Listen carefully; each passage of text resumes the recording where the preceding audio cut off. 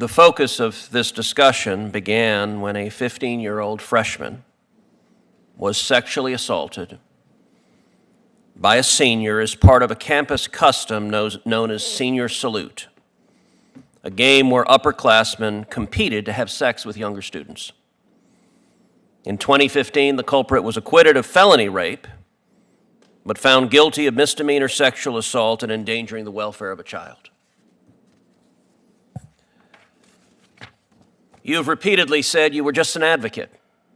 You were just representing the school, where the school was St. Paul's, one of the most prestigious boarding schools in America. And yet, in your representation of St. Paul's, it was St. Paul's that was the victim. You portrayed the school that a sitting U.S. senator, indeed a member of this committee, attended. Former Secretary of State John Kerry attended. Former FBI Director Robert Mueller attended. A member of the Kennedy family and 3 Vanderbilts have attended. And in your view, that school was the victim, not the 15-year-old girl who was sexually assaulted.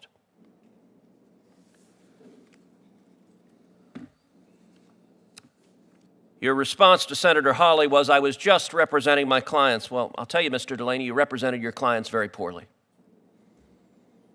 Because as a lawyer, if your client is a school and they've decided their strategy is to out the girl that was sexually assaulted while in their care and custody, that school is doing a crappy job, and the lawyer who goes in and says, "Sir, to do it," is doing a lousy job representing his client. Now, just a moment ago, you answered questions from Senator Corner. I actually wrote down a couple of things. Earlier in the day, you acknowledged very kindly that the Prout family, I'm quoting you, the Prout family had a strong interest in anonymity. And then just a moment ago, you answered Senator Corner, I wrote it down again, the school did not file a motion to remove anonymity. Mr. Delaney, that testimony is false. I want to read from the motion you filed that is right here. This is on page 2. The school recognizes that JD has an interest in protecting her anonymity. Now notice you told this committee the Prout family had a strong interest. Oddly enough, the word strong was not in your pleading. You graciously conceded they have an interest. Okay? However, in balancing that interest against the prejudice to the school and the public interest in disclosure, the defense measures should be taken to mitigate the prejudice to the school, the victim, elite private boarding school. The school shall be entitled to identify plaintiffs and JD during discovery. Plaintiffs and JD should not be allowed to proceed under pseudonyms at the trial of the matter. You asked the court, strip her anonymity. And you just told Senator Cornyn, I didn't ask the court to strip her anonymity. Why did you give a false answer to Senator Cornyn? Senator Cruz, thank you for the question. I did not in any way intend to provide any misleading answers. The section of the brief that you're referencing involves the use of a pseudonym at trial as opposed to at pretrial phases of the case. And I'm not aware of... And so your view is it's common sense, that's the word you used, that a teenager, the victim of sexual assault, should be stripped of a pseudonym. That's just a common sense step.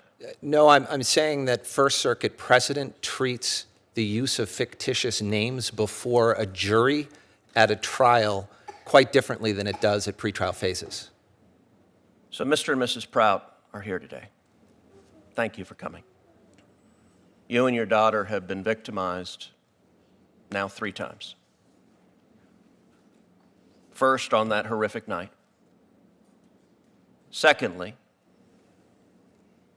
when Mr. Delaney, representing the school, went into court and tried to strip your daughter's anonymity, tried to out her against her wishes. And third, when the Biden administration chose to reward him by nominating him to the Court of Appeals. I would encourage everyone to read the letter that Chessie Prout has filed. And Mr. Delaney, there is a reason why virtually every Democrat has skipped this hearing. They're embarrassed about this nomination. I want to read one paragraph from this letter and ask you a final question. from Chessie Prout. If Michael Delaney is confirmed, if an attorney who has brazenly intimidated a minor victim of sexual assault is given the distinct privilege to serve as a judge for the United States Court of Appeals, you are telling victims and survivors that you not only approve of victim intimidation tactics, you reward their enactors with one of the highest legal appointments in the state of Massachusetts. She goes on to say she made this point to the Biden Justice Department. Mr. Delaney, if this committee votes to confirm you, what message does that tell every other victim of sexual assault, child victim of sexual assault, if seeking to out them publicly gets rewarded with a judicial nomination? Thank you for the question, Senator. I have spent nearly 30 years in my legal career, half of that in public service. I have tried through my work as Attorney General and as a frontline prosecutor to represent the interests of victims in all that I did. I would ask this committee to consider the totality of my record over nearly 30 years as it reviews my qualifications.